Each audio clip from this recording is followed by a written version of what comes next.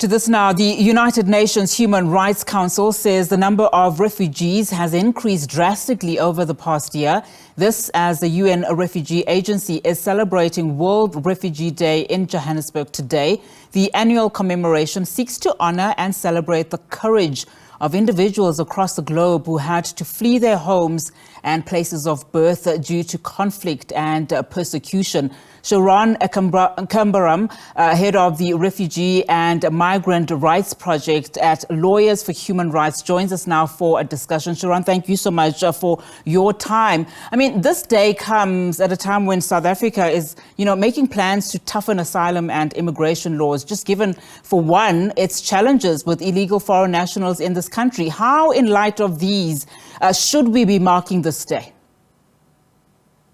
I think just to note that, the theme that the UN has declared for celebration of refugees today for this year is solidarity with refugees and for a world where refugees are welcome. And I think that speaks to your question and your reflection on the situation in South Africa, because marking World Refugee Day also takes into account recognizing the countries that have opened up the country to receiving people who are fleeing and seeking international protection. So I think it's a very pertinent question and one of concern as we are seeing increasing, very worrying shifts in policy, certainly from the previous regime.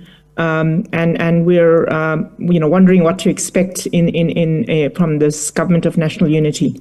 I mean, just talking about that theme, solidarity with refugees, and looking at the number of people who are displaced. We understand, of course, forcibly displaced persons have risen, to over 117 million people globally.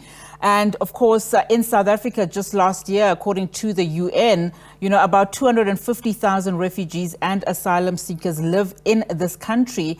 And these are, of course, separate from the documented or undocumented foreign nationals. I mean, what for you then do you think is the cause for the high number that we are currently seeing globally?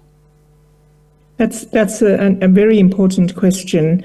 And I think we are not looking at what causes a refugee, what causes a person to flee because of threat to their life.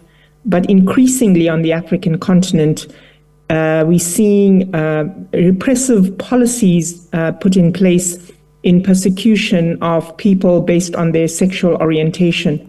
And so I think, today we should also be reflecting on the arms industry and what role does the global conflict and the arms industry play in producing over 35 million refugees globally. That includes forcibly displaced people, men, women, and children. And what are we doing as humanity to address this? Because it begs the question of what informs what. Is the selling of arms lucrative for economies like the US and economies in Europe? And is that what is causing the conflict? Because when a country is preparing or going into conflict, then it is buying huge amounts of arms and weapons, and predominantly from the United States. Do you think much needed awareness or awareness is much needed, particularly in this country, because we do see, how foreign nationals, particularly refugees, are treated in a sense, and given just the disharmony that this creates, there's probably no empathy or seemingly no empathy that comes, from South Africans when they have to be integrated with foreign nationals. How then can awareness address some of these challenges? I think that the source of the problems in South Africa is the very reckless statements that politicians make and the scapegoating of migrants and the opportunistic blaming of migrants for failure of whether it's the government or political parties to ensure that we are implementing policies and eradicating poverty, ensuring that jobs are created. And I think that's what is the first problem. And I think there's also orchestrated abuse of social media in sharing and spreading hatred and misinformation. And that does, get listened to and taken up by people living in terrible conditions, high levels of unemployment, high levels of poverty and inequality in our country.